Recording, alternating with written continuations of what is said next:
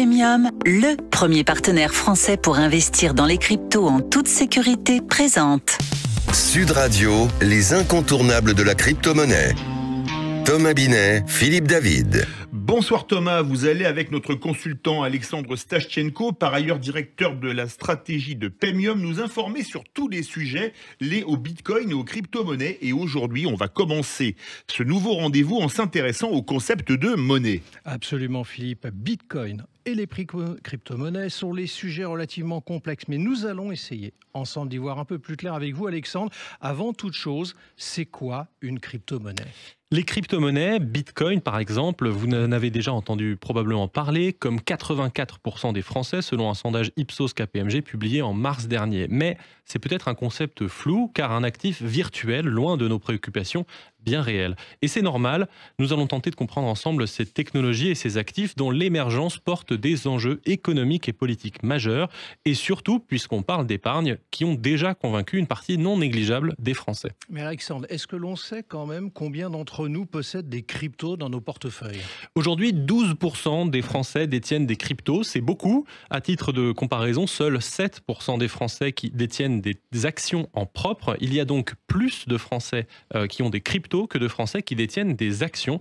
Un phénomène loin d'être marginal donc, et une tendance particulièrement marquée chez les jeunes de moins de 35 ans qui sont près de 40% à en avoir déjà détenu. Cette tendance d'adoption, elle est positive partout dans le monde depuis maintenant 15 ans. Oui, parce qu'à l'origine de tout cela, Alexandre, c'est Bitcoin qui est né en 2009. Bitcoin, c'est la première crypto-monnaie. Qu'est-ce qu'elle a de particulier ?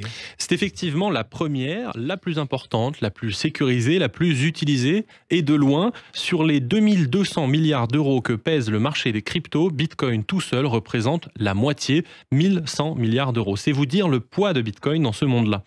Un des principaux intérêts de Bitcoin, en fait, il est pédagogique.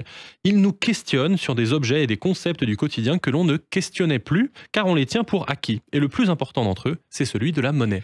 La monnaie, on s'en sert tous les jours, mais est-ce que l'on sait vraiment ce que c'est ? Pas vraiment, et c'est curieux. C'est un concept insaisissable qui déchire les économistes depuis des siècles, ce qui n'empêche pas tout le monde de s'en servir au quotidien. La monnaie, c'est une solution à un problème économique émergent dans toute société sédentaire, la spécialisation des métiers et la division du travail. Mais pourquoi est-ce que la spécialisation et la division du travail nécessitent l'apparition de la monnaie ? Sans la monnaie, les seuls échanges possibles dans la société sont ceux qui surviennent lorsque deux personnes se rencontrent et qu'elles disposent exactement de ce dont l'autre a besoin. Une situation extrêmement rare qui conduit chacun à devoir pourvoir à minima à ses propres besoins essentiels, manger, boire, dormir, s'habiller, etc. Alors comment faire pour dépasser cette situation de blocage où chacun doit tout faire et être autosuffisant ? L'idée, c'est d'utiliser une marchandise en tant qu'intermédiaire d'échange capable de préserver sa valeur dans le temps, comme l'or, l'argent ou encore le sel, les épices, etc. D'ailleurs, ces marchandises ont laissé des traces dans notre vocabulaire moderne. On dit payer en espèces, c'est un mot qui nous vient des épices. Les termes salaire ou solde proviennent du sel et bien évidemment, l'argent vient du métal argent. Cette idée d'échanger une marchandise en tant qu'intermédiaire, elle est révolutionnaire. Chacun peut se spécialiser et devenir bien plus productif et échanger les surplus dont il n'a pas besoin contre de la monnaie qu'il pourra dépenser plus tard pour acquérir le produit du travail d'autres personnes. Alors si je comprends bien Alexandre, il peut les échanger contre de la monnaie et se servir de cette monnaie pour acheter des vêtements. Exactement, mais cet outil qu'est la monnaie, pour qu'il fonctionne bien, il est donc crucial qu'il remplisse parfaitement une fonction importante, préserver sa valeur dans le temps long. Et pourtant, si vous vous intéressez à la gestion de votre patrimoine, vous savez que les euros qui dorment dans votre portefeuille perdent chaque année de la valeur. C'est le principe de l'inflation. Voilà qui est étrange, l'outil inventé pour préserver sa valeur dans le temps est devenu celui qui structurellement perd de la valeur dans le temps. Alors, est-ce que l'euro est une bonne monnaie ?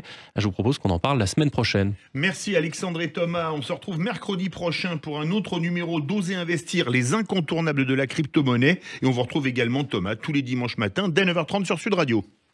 Sud Radio, les incontournables de la crypto-monnaie.